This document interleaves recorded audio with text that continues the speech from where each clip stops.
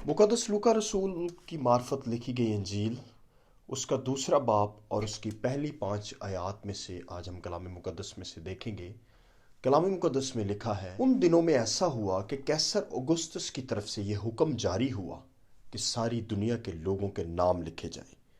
ये पहली इसम नवीसी सूरिया के हाकम कोर्नियस के अहद में हुई और सब लोग नाम लिखवाने के लिए अपने अपने शहर को गए।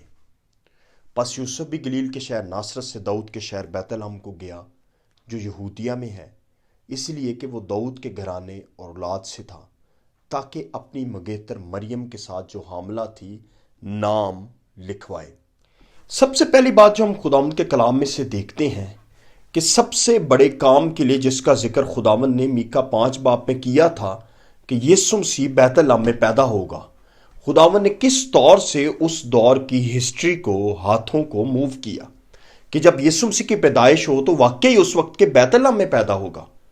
अब जो मरियम और यूसुफ थे ये कहाँ पे रहते थे? ये गलील का एक शहर था नासरत, ये वहां पे रहते थे। और जरूर था कि जब यीशु मसीह पैदा हो वो बैतलहम में पैदा हो। और यीशु मसीह की पैदाइश को सर्टन बनाने के लिए खुदावंद ने कैसर औगुस्तुस जो रोम का बादशाह था उसके दिल में यह बात डाली कि इसम नवीसी की जाए, मर्दमशुमारी की जाए और तमाम लोग अपने अपने आबाई शहर को जाएं और वहां पर उनकी मर्दमशुमारी या इसम नवीसी है वो की जाए। सो इससे हम देखते हैं कि हमारा खुदा जो एक बड़ा खुदा है लेकिन फिर भी उसकी निगाहें उसके छोटे छोटे लोगों पे लगी रहती हैं। आमीन। A big God for little people. जो लोग खुदा की मर्जी में चलते हैं खुदा की निगाहें उनके ऊपर लगी रहती हैं। अब यह बहुत बड़ा काम था कि जैसे मीका 5 बाब में मीका नबी ने नबूवत की थी, जरूर था कि यीशु बैतलहम में पैदा हों, लेकिन वो कहां पे रहते थे? गलील के शहर नासरत में, जो कि बैतलहम से कई मील दूर है। सो इस वाक्या को मुमकिन बनाने के लिए कि यीशु मसीह बैतलहम में ही पैदा हो, कैसर औगुस्तुस के दिल में फिर खुदा ने यह बात डाली कि सारी दुनिया के नाम लिखे जाएं। और यह पहली इसम नवीसी थी और सब अपने अपने शहर को गए और यूं यूसुफ भी दाऊद के शहर बैतलहम को गया ताकि उसका नाम जो है लिखा जाए। और यूं बैतलहम में पहला क्रिसमस जो है वो वकू में आता है। और इस वाक्य से हम आज चंद एक अहम बातें सीखते हैं। खुदा अपने लोगों के बारे में फिक्रमंद रहता है। खुदा ने जो वादे किए हैं खुदा उनको पूरा करने के लिए फिक्रमंद रहता है, कंसर्न रहता है कि जो वादे मैंने किए हैं उनको पूरा करूंगा। वो लोग जो खुदावंद के साथ चलते हैं उनके लिए खुदा बादशाहों के दिलों को भी खोल सकता है। और लिखा है मिसाल की किताब 21 बाब पहली आयत में कि बादशाहों के दिलों को पानी की नदी लहरों की तरह बहा देता है। खुदा मुल्क के कानून तब्दील कर सकता है अपने लोगों के लिए। बाइबल में एक बड़ी खूबसूरत आयत है कि जब खुदा किसी से खुश होता है तो वो उसके दुश्मनों को भी उसके दोस्त बना देता है। सो एक बड़ा काम खुदा ने किया। और वो बड़ा काम क्या किया है? कैसर औगुस्तुस के दिल में ये बात डाली है जो रोम का और दुनिया का बादशाह है कि इसम नवीसी की जाए और इस फार्मूले से की जाए कि सारे लोग अपने अपने शहर को जाएं।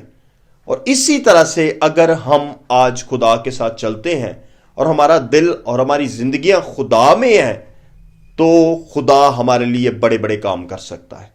खुदावंद नामुमकिन कामों को मुमकिन बना देता है। खुदावंद यीशु मसीह को इस दुनिया में लाने के लिए, मरियम और यूसुफ को बैतलहम में लाने के लिए खुदा ने कैसर औगुस्तुस को इस्तेमाल किया कि सारी दुनिया की मर्दमशुमारी की जाए। एक रास्तबाज की खातिर खुदा अपनी पूरी कुदरत को मूव कर सकता है और उसके लिए कोई बड़ी बात नहीं है। इसलिए ज़बूर नवीस कहता है खुदावंद में मसरूर रह तो वो तेरे दिल की मुरादें पूरी करेगा। आमीन। खुदा अपने लोगों की साइड पे है, खुदा अपने लोगों के साथ है। आप अकेले नहीं, आप मुश्किलात का शिकार हैं, आपको नौकरी नहीं मिल रही, आप कर्ज के नीचे हैं, पैसे की प्रॉब्लम है, एजुकेशन की प्रॉब्लम है, बीमारी है, लेकिन एक बात याद रखें, खुदा आपके साथ है। God is on your side. खुदा आपकी साइड पे है। अगर आप उस वक्त पर गौर करें, एक तरफ पूरी दुनिया है और एक तरफ एक छोटा सा खानदान है, एक कारपेंटर है, लेकिन उनको बैतलहम में लाने के लिए खुदा ने पूरी रोमन अंपायर को मूव कर दिया, एक पूरी सल्तनत को खुदा ने मूव कर दिया। खुदा आपके लिए अजीब काम कर सकता है। हालेलुया। दूसरी बात कि खुदा हमारे लिए अच्छे मंसूबे रखता है। यिर्मयाह की किताब में लिखा है کہ میں تمہارے لیے برائی کے نہیں بلکہ بھلائی کے منصوبے رکھتا ہوں۔ خدا کے منصوبے ہمارے لیے اچھے منصوبے ہیں، لیکن پھر آپ سوچیں گے کہ اگر خدا کے ہمارے لیے اچھے منصوبے ہیں تو پھر پرابلمز کیوں زندگی میں آ جاتی ہیں، مشکلات کیوں آتی ہیں؟ اور اس کا سبب کیا ہے؟ اس کا سبب ابلیس ہے، گناہ کے سبب سے ابلیس کو موقع ملا، وہ دنیا میں داخل ہوا ہے کہ وہ دنیا کو دکھ دے سکے۔ لیکن خدا نے ہمارے سامنے ایک فیصلہ رکھا ہے۔ خدا زبردستی نہیں کرتا، خدا نے انسان کو آزاد مرضی پہ بنایا ہے۔ یشوع نے بنی اسرائیل سے کہا کہ آج تم فیصلہ کر لو کہ تم کس کے ساتھ چلو گے، خدا کے ساتھ چلو گے یا تم بتوں کی پیروی کرو گے۔ تو فیصلہ کس نے کرنا ہے؟ انسان نے کرنا ہے۔ اگر آپ اپنی زندگی میں خدا کے لیے فیصلہ کریں گے تو خدا آپ کی زندگی میں برکت اور سلامتی اور معجزات کو لائے گا۔ آمین۔ خدا چاہتا ہے کہ ہم اپنی زندگیوں کے لیے فیصلہ کریں۔ شرط کیا ہے؟ توبہ کرو اور رجوع لاؤ۔ خدا ہمارے لیے بھی بادشاہوں کے دل بدلنا چاہتا ہے۔ اگر تم میرے نزدیک آؤ تو میں تمہارے نزدیک آؤں گا۔ دوسری بات ہم دیکھتے ہیں، بڑی عجیب چیز ہم دیکھتے ہیں، اگر خدا مریم اور یوسف کی خاطر کیسر اگستس کے دل کو موو کرتا ہے کہ اسم نویسی کی جائے، تو کیوں ایسے ہوا کہ جب مریم اور یوسف بیت لحم میں گئے تو وہاں کسی سرائے میں جگہ نہیں تھی، بلکہ ان کو کہاں پہ رہنا پڑا؟ چرنی میں۔ اس چرنی میں اس بچے کو لپیٹ کر رکھا۔ تو یہاں پہ ہمارے سامنے ایک بات آتی ہے کہ وہ خدا جو دنیا پہ حکومت کرتا ہے اور جو حکومتوں کے دل بدل دیتا ہے اپنے کاموں کے لیے، کیوں اس نے یہ ممکن نہیں کیا کہ جب مریم اور یوسف بیت لحم میں جائیں تو چرنی کی بجائے ان کو کوئی اچھا ہوٹل وہاں پہ مل سکے، انہیں کوئی اچھا کمرہ وہاں پہ مل سکے؟ اور کیوں خدا نے چرنی کو منتخب کیا؟ کیوں ان کے لیے سرائے میں جگہ نہ تھی؟ اگر خدا ان کے لیے یہ بڑا کام کر سکتا ہے تو کیا وہ مریم اور یوسف کے لیے کسی سرائے میں جگہ مہیا نہیں کر سکتا؟ کیا ان کے لیے کوئی اویلیبل نہیں کر سکتا تھا جگہ؟ جی خدا کر سکتا تھا، لیکن خدا نے نہیں کیا۔ کیا بات ہم سیکھ رہے ہیں اس سے؟ خدا کر سکتا تھا لیکن خدا نے نہیں کیا۔ خدا بہت سے کام کر سکتا ہے لیکن خدا نہیں کرتا۔ مثال کے طور پر یسوع مسیح ایک امیر خاندان میں پیدا ہو سکتا تھا، لیکن خدا نے ایسا نہیں کیا۔ یسوع مسیح پتھروں کو روٹیوں میں تبدیل کر سکتا تھا، لیکن اس نے نہیں کیا۔ سوال یہ نہیں کہ خدا یہ سب کچھ کر سکتا تھا، سوال یہ ہے کہ خدا کیا کرنا چاہتا ہے، اس کی مرضی کیا تھی۔ بہت سے ایسے کام ہیں جو خدا کر سکتا ہے آپ کی زندگی میں، لیکن کئی بار وہ نہیں کرتا۔ اور کویسچن یہ نہیں کہ خدا کر سکتا ہے کہ نہیں، بلکہ کویسچن یہ ہے کہ وہ یہ کام کرنا چاہتا ہے کہ نہیں، آپ کے لیے اس کی کیا مرضی ہے۔ ان دا سیم وے آج بھی خدا آپ کی زندگی میں بہت سے کام کر سکتا ہے، لیکن کئی بار وہ نہیں کرے گا۔ کیوں؟ بہت سے سوالات کے جواب نہیں ہیں، اور اکثر ہمیں خدا سے سوال کے جواب میں خاموشی ملتی ہے۔ تو اس کا مطلب ہے کہ خدا آپ سے بول رہا ہے کہ میں ابھی جواب نہیں دینا چاہتا، کیونکہ ابھی تو سمجھ نہیں سکتا۔ پولس رسول کہتا ہے ابھی ہمیں آئینے میں دھندلا سا دکھائی دیتا ہے، ہماری سمجھ جو ہے وہ دھندلی ہے، ہماری عقل ناقص ہے، کمزور ہے۔ سو کئی بار خداوند ہمارے سوال کا جواب نہیں دے گا کہ وہ ہمارے لیے چرنی کیوں رکھتا ہے، وہ کلوری کا رستہ کیوں رکھتا ہے۔ کئی لوگ کلوری کے رستے میں ہیں، یہ اس کی مصلحت ہے۔ خدا ابدیت میں ہمیں کچھ اور بھی بنانا چاہتا ہے، ہم کچھ اس سے بڑھ کر بھی ہوں گے۔ آمین۔ ہم پھر آگے دیکھتے ہیں 8 سے 11 آیت۔ اسی علاقے میں چرواہے تھے جو رات کو میدان میں رہ کر گلہ کی نگہبانی کر رہے تھے، اور خداوند کا فرشتہ ان کے پاس آ کھڑا ہوا، اور خداوند کا جلال ان کے چگرد چمکا اور وہ نہایت ڈر گئے۔ مگر فرشتہ نے ان سے کہا ڈرو مت، کیونکہ دیکھو میں تمہیں بڑی خوشی کی بشارت دیتا ہوں جو ساری امت کے واسطے ہوگی، کہ آج داؤد کے شہر میں تمہارے لیے ایک منجی پیدا ہوا ہے، یعنی مسیح خداوند۔ فرشتوں نے انہیں کیا میسج دیا؟ جو سب سے پہلی بات فرشتے نے ان چرواہوں سے کہی کہ ڈرو مت، میں تمہیں بڑی خوشی کی خبر دینے آیا ہوں۔ اس سے پہلے کہ فرشتہ ان کو سلام کرے کہ میں کون ہوں، کہاں سے آیا ہوں، بلکہ اس نے کہا ڈرو مت۔ اور اس سے پہلے لوکا پہلے باب میں کہ جب فرشتہ زکریا کو ملتا ہے تو زکریا کو بھی کہا فیئر ناٹ، خوف زدہ نہ ہو۔ اس سے ہم بات کو انڈرسٹینڈ کرتے کہ انسان کی بیسک نیچر میں ڈر موجود ہے، اور فرشتے نے اس سے پہلے کچھ بھی ان کو بتائے ان سے کہا ڈرو مت۔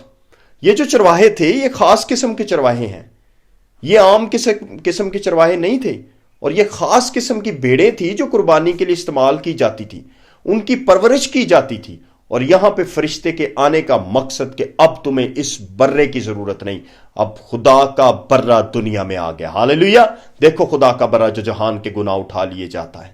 سو فرشتے نے گڈریوں سے کہا فیئر ناٹ، اور یہ ڈیولپ ہوئی گناہ کے سبب سے۔ موت کا خوف، بدروؤں سے ڈرتے ہیں، بیماری سے ڈرتے ہیں، اور خوف ابلیس کی طرف سے ہے۔ رویوں کے پیچھے، شیخی کے پیچھے، مغروری کے پیچھے کیا ہے؟ خوف ہے۔ میاں بیوی خوف کا شکار ہے، بچے خوف کا شکار ہیں، بہو ساس میں لڑائی کیوں ہے؟ پیچھے خوف ہے۔